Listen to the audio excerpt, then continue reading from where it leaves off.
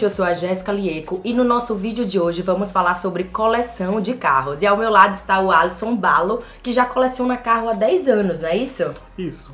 A coleção ela começou há 10 anos, mas a minha história com os automóveis já tem mais tempo. Eu tinha mais ou menos uns 12, 14 anos. É uma vizinha minha, o marido dela colecionava 4 rodas. Ele veio a falecer e ela não tinha com ninguém deixar a coleção. Você herdou as revistas todas. Não herdei tudo não, teve uma parte que eu deixei com ela, mas uma ou outra, assim, as que me interessaram, lógico, eu trouxe pra casa e aí comecei a ler e comecei a desenvolver. Mas foi a partir disso, o seu primeiro contato assim mais profundo com o universo do automóvel. Isso. Foi por conta das revistas. Por conta das revistas. E quantos carrinhos você tem hoje em dia? Depois desses longos 10 anos, né, colecionando? Assim, eu não compro todos os carros que aparecem. A minha coleção, eu busco mais carros que... Tem uma diretriz. Isso. Assim, a maioria dos colecionadores tem uma diretriz. E a cada ano os fabricantes eles lançam muita coisa. Sendo que tem alguns, os mais populares, eles lançam mais para criança. É para brincar mesmo, não é para colecionar. Sai um modelo ou outro que quem é colecionador fica atento e aí pega.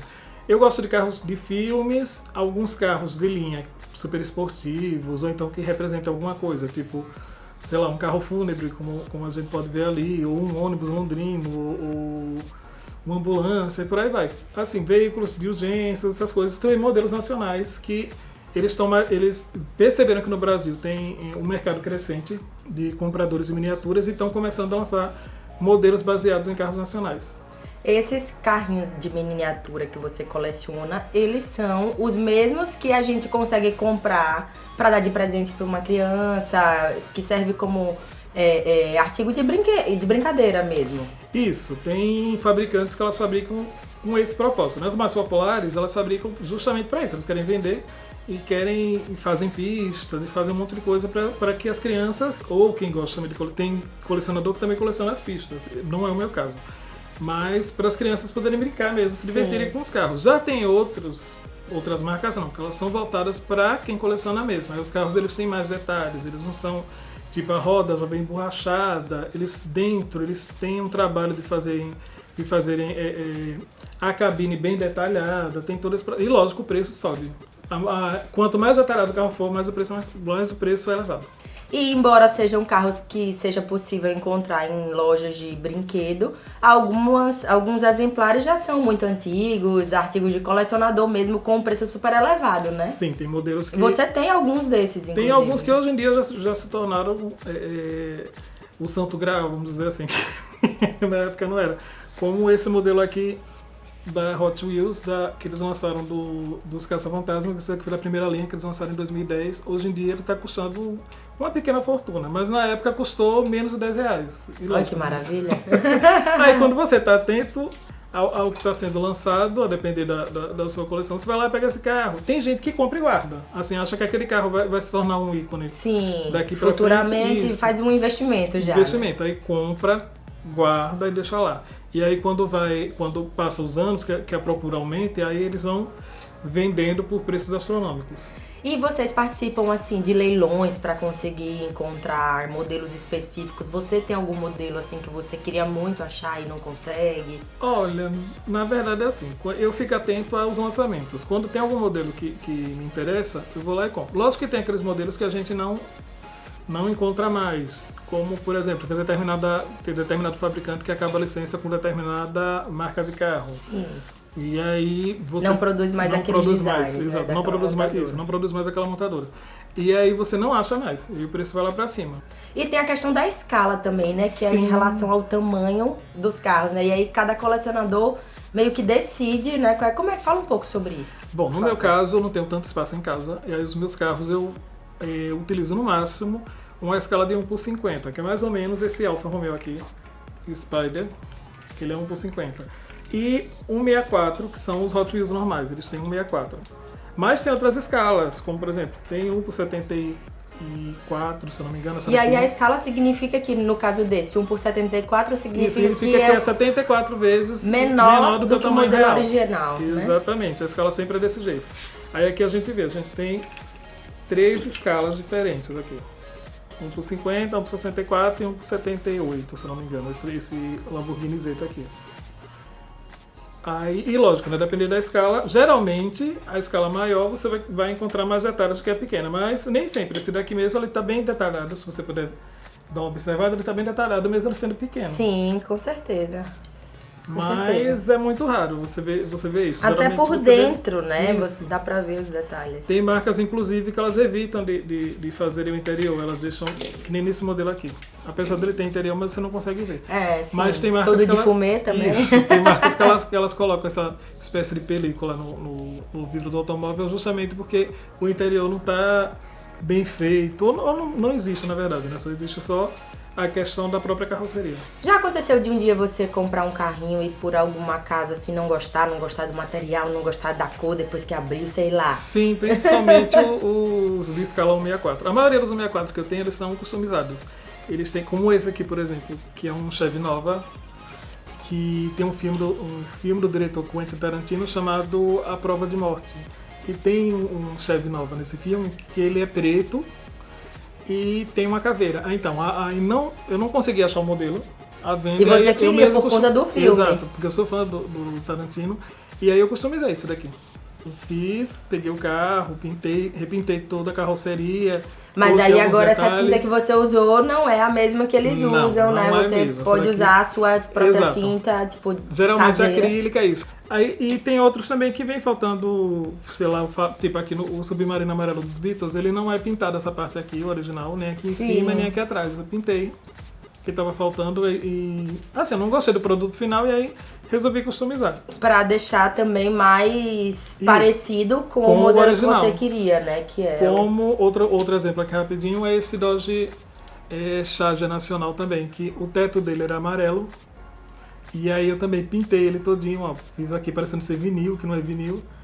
E acendi as lanternas traseiras e os piscas também, que não tinham.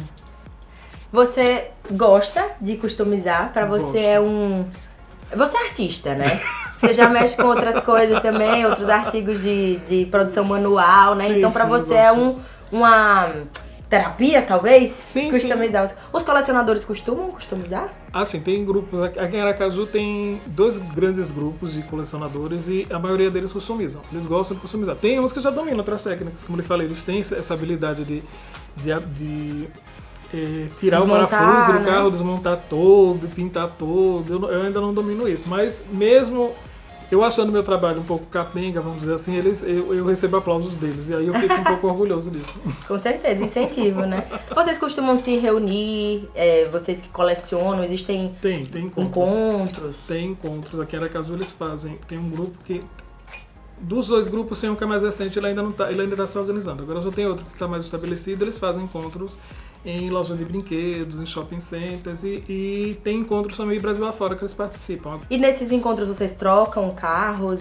Existem também possibilidade de compra? Tem muita gente que tanto quem customiza quanto quem não customiza. Tem muita gente que trabalha com determinadas marcas que não vendem, gente que viaja mundo afora, traz novidades lá do exterior para cá e aproveita esses encontros para estar vendendo. E também não é só isso, né? Também serve para a gente expor nossas coleções, para as pessoas verem. Com certeza, tem tanto orgulho, né? Tanto tempo para juntar tantos exemplares cheios de história, cheio de referências, isso. Né? E aí a gente utiliza isso também como esse intercâmbio, né? Assim, de estar conversando, você tem esse carro, você tem aquilo, como você fez isso? A gente troca experiências, é bem divertido. Deve ser sim. Agora eu queria que você desse, por favor, Alisson, algumas dicas para quem quer começar a colecionar.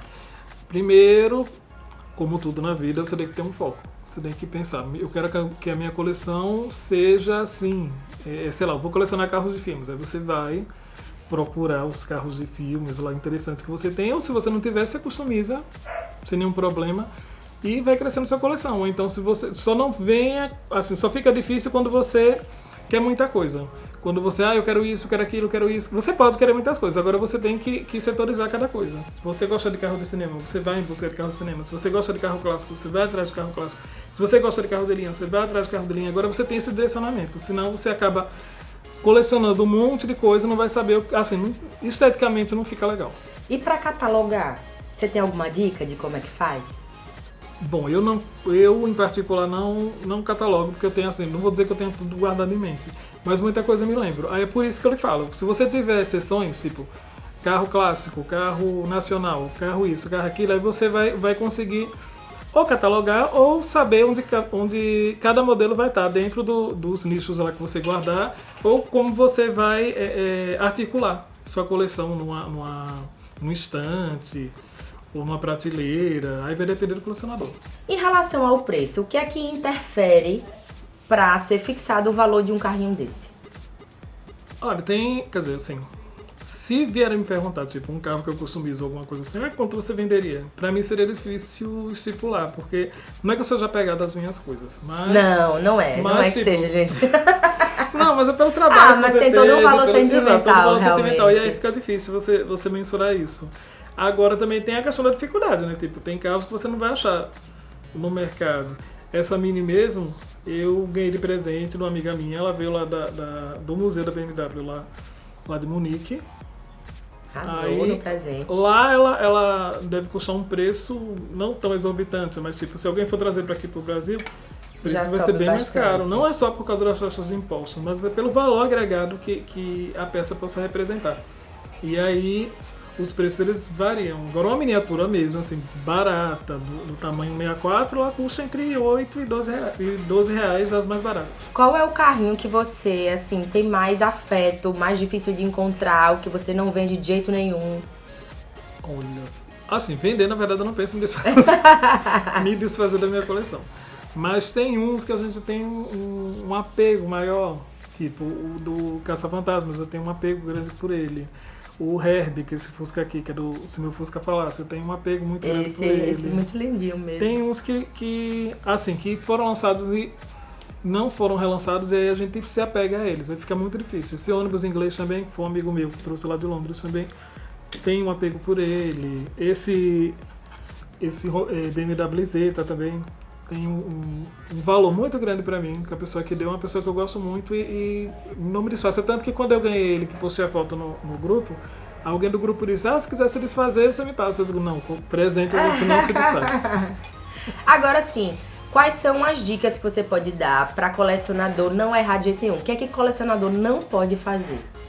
O que colecionador não pode fazer é achar que o carrinho que ele vai colecionar é pra brincar. Não é pra brincar. É pra deixar guardadinho lá na vitrine. Aliás, você pode até brincar. Isso, né? é disposição. Não é carro de você estar brincando. Você pode até brincar lá nas horas vagas, sei lá, você pega assim, de brincadeirinha e fica rodando com ele, mas não é carro de brinquedo. Eles têm que colocar isso na cabeça.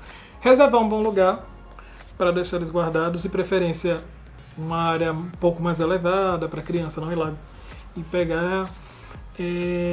Ter cuidado com luz solar, principalmente, porque ela desbota as cores. E também, se puder, deixar num lugar bem acondicionado, porque às vezes a própria umidade ela também pode estragar, pode criar bolhas na pintura e isso esculhamba. Existem modelos aqui, vários, óbvio, que são modelos, né, reais, né, que a gente viu em filme, que foram fabricados, e alguns que também não foram, que são só modelos para colecionador mesmo, né? Exato. Tem um que tem uma história assim legal. Tem vários. Esse modelo mesmo é um Honda NSX. Na década de 90, ele era considerado a Ferrari japonesa, por causa do design dele esportivo, os faróis, né, aqueles escamoteáveis que subiam naquela época, a Ferrari também utilizava, e porque o nosso Ayrton Senna ajudou no desenvolvimento desse carro.